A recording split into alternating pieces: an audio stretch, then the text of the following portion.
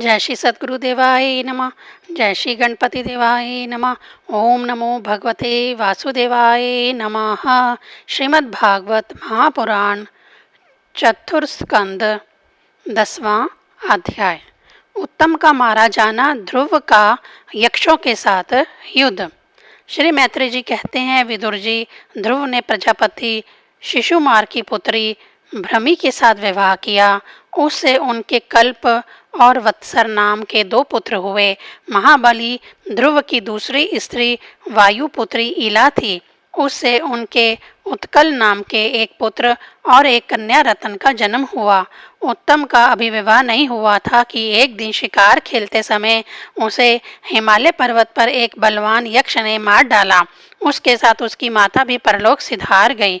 ध्रुव ने जब भाई के मारे जाने का समाचार सुना तो वह क्रोध, शोक और उद्वेग से भरकर एक विजयप्रद रथ पर सवार हो यक्षों के देश में जा पहुंचा।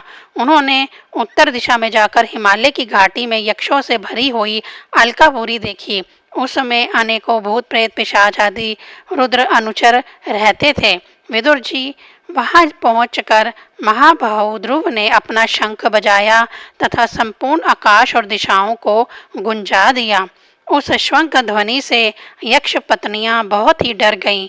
उनकी आंखें भय से कतार हो उठीं। वीरवर विदुर जी, महाबलवान यक्ष वीरों को वह शंखनाद सहन न हुआ, इसलिए वह तरह तरह के अस्त्र शस्त्र लेकर नगर के बाहर निकल आए और ध्रुव पर टूट पड़े। महारथी ध्रुव प्रचंड धनुर्धर थे। उन्होंने एक ही साथ उनमें से प्रत्येक को 3-3 बाण मारे। उन सभी ने सब अपने अपने मस्तकों में 3-3 बाण लगे देखे। तब उन्हें यह विश्वास हो गया कि हमारी हार अवश्य होगी। वे ध्रुव जी के इस अद्भुत पराक्रम की प्रशंसा करने लगे। फिर जैसे सर्प किसी के पैरों का आघात नहीं सहते, उसी प्रकार ध्रुव के इस पराक्रम को ना सहकर उन्होंने भी उनके बाणों के जवाब में एक ही साथ उनसे दूने 6-6 बाण छोड़े। यक्षों की संख्या 13 आयुक्त थी। उन्होंने ध्रुव जी का बदला लेने के लिए अत्यंत कुपित होकर रथ तथा सारथी के सहित उन पर पारिग, खडक, प्रास, त्रिशूल, फरसा, शक्ति, ऋषि, भुषुंडी तथा चित्र विचित्र पंखदार बाणों की वर्षा की। इस भीषण शस्त्र वर्षा से ध्रुव जी बिल्कुल ढक गए। तब लोगों को उनका दिखना वैसे ही बंद हो गया जैसे भारी वर्षा से पर्वत का। उस समय जो सिद्धगण आकाश में स्थित होकर यह दृश्य देख रहे थे, वे सब हाय हाय करके कहने लगे, आज यक्ष सेना रूप समुद्र में डूबकर यह मानव सूर्य अस्त हो गया। यक्ष लोग अपनी विजय की घोषणा करते हुए युद्ध क्षेत्र में सिंह की तरह गरजने लगे। इसी बीच में ध्रुव जी का रथ एकाएक वैसे ही प्रकट हो गया जैसे कोहरे में से सूर्य भगवान निकल आते हैं। ध्रुव जी ने अपने दिव्य धनुष की टंकार करके शत्रुओं के दिल दहिला दिए और फिर प्रचंड बाणों की वर्षा करके उनके अस्त्र शस्त्रों को इस प्रकार छिन्न भिन्न कर दिया जैसे आंधी बादलों को तितर बितर कर देती है। उनके धनुष से छूटे हुए तीखे तीर यक्ष राक्षसों के कवचों को भेद कर इस प्रकार उनके शरीर में घुस गए जैसे इंद्र के छोड़े हुए व्रज पर्वतों में प्रवेश कर गए थे।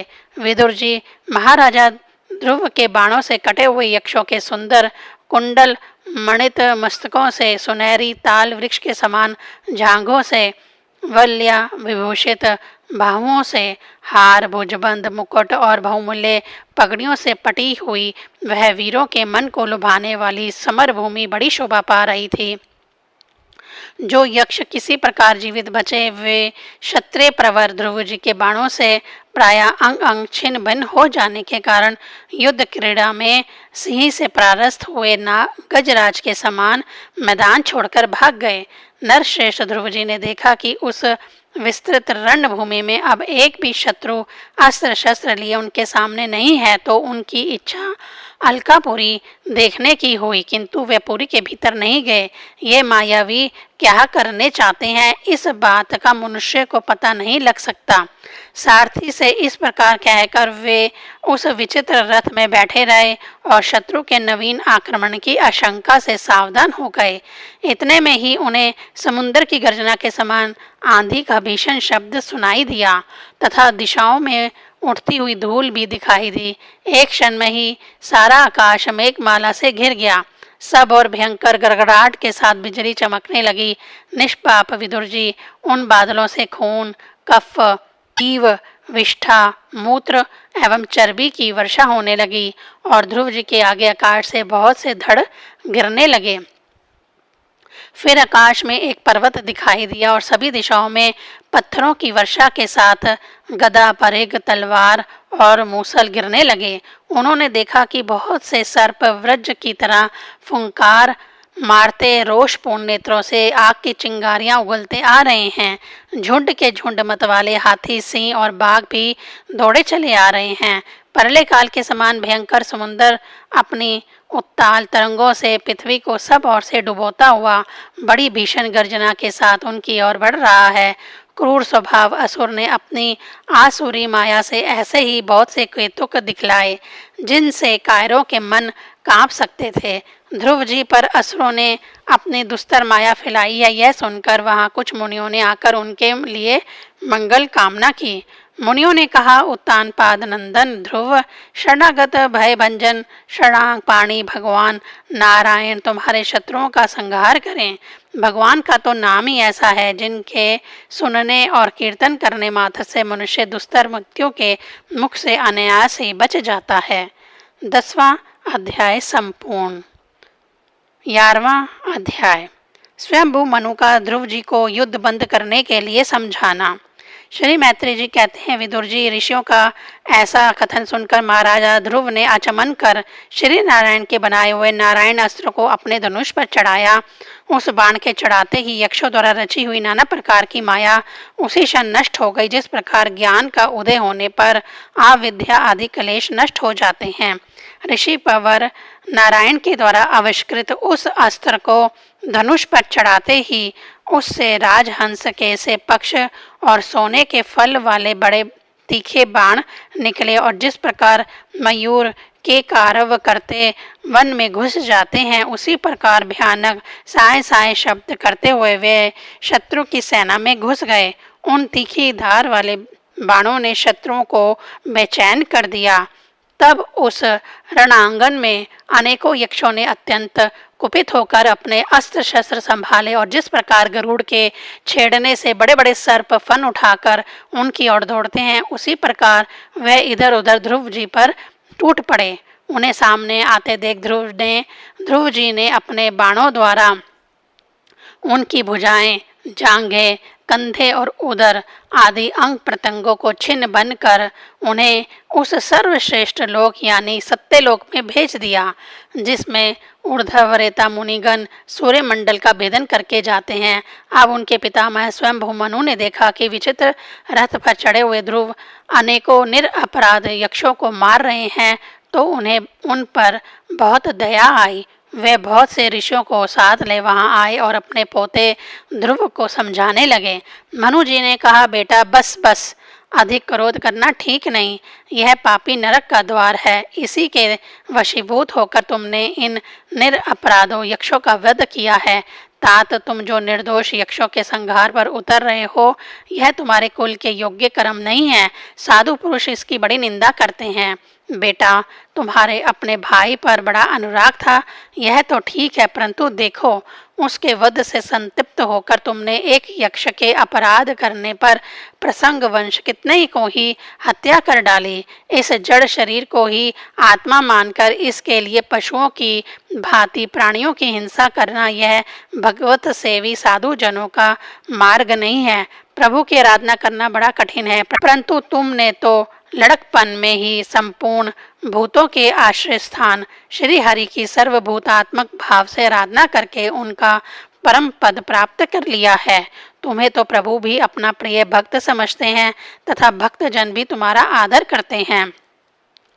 तुम साधुजनों के पथ प्रदर्शक हो, फिर भी तुमने ऐसा निंदनीय कर्म कैसे किया।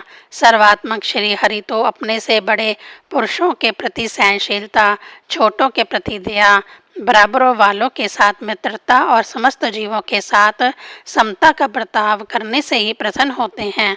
और प्रभु के प्रसन्न हो जाने पर पुरुष प्राकृत गुणों एवं उनके कार्य रूप लिंग शरीर से छूटकर परमानंद स्वरूप ब्रह्म पद प्राप्त कर लेता है। बेटा ध्रुव, देह आदि के रूप में परिणित हुए पंचभूतों से ही स्त्री पुरुष का आविर्भाव होता है और फिर उनके पारस्परिक समागम से दूसरे स्त्री पुरुष उत्पन्न होते हैं। ध्रुव, इस प्रकार भगवान की माया से सत्वादी गुणों में न्यून अधिक भाव होने से ही जैसे भूतों द्वारा शरीरों की रचना होती है, वैसे ही उनकी स्थिति और प्रलय भी होते हैं। पुरुष श्रेष्ठ निर्गुण परमात्मा तो इनमें केवल निमित्त मात्र है। उनके आश्रय से ये कार्य करणात्मक जगत उसी प्रकार भ्रमता रहता है जैसे चुंबक के आश्रय से लोहा। काल शक्ति के द्वारा क्रमशः सत्वादी गुणों से शोभ होने से लीलामय भगवान की शक्ति भी सृष्टि आदि के रूप में विभक्त हो जाती है। अतः भगवान आकर्ता होकर भी जगत की रचना करते हैं और संहार करने वाले ना होकर भी इसका संहार करते हैं। सचमुच उन अनंत प्रभु की लीला सर्वथा अचिंतनीय है। ध्रुव, वे काल स्वरूप अव्यय परमात्मा ही स्वयं अंत रहित होकर भी जगत का अंत करने वाले हैं तथा अनादि होकर भी सबके आदि करता है। वह ही एक जीव से दूसरे जीव को उत्पन्न कर संसार की सृष्टि करते हैं तथा मृत्यु के द्वारा मारने वाले को भी मरवा कर उसका संहार करते हैं। वह काल भगवान संपूर्ण सृष्टि में समान रूप से अनुप्रविष्ट हैं। उनका ना तो कोई मित्र पक्ष है और ना शत्रु पक्ष। जैसे वायु के चलने पर धूल उसके साथ साथ उड़ती है, उसी प्रकार समस्त जीव अपने अपने कर्मों के अधीन होकर काल की गति का अनुसरण करते हैं। अपने अपने कर्मानुसार सुख दुख आदि फल भोगते हैं। सर्वसमर्थ श्री हरि कर्म बंधन में बंधे हुए जीव की आयु की वृद्धि और क्षय का विधान करते हैं, परंतु वे स्वयं इन दोनों से रहित और अपने स्वरूप में स्थित हैं। राजन, इन परमात्मा को ही ममीसक लोक कर्म, चावरक स्वभाव, वैशोकिक मतावलंबी काल, ज्योतिष देव और काम शास्त्री कहते हैं। वे किसी भी इंद्रिय या प्रमाण के विषय नहीं हैं। महदादि अनेक शक्तियां भी उन्हीं से प्रकट हुई हैं। वे क्या करना चाहते हैं, इस बात को भी संसार में कोई नहीं जानता। फिर अपने मूल कारण उन प्रभु को तो जान ही कौन सकता है।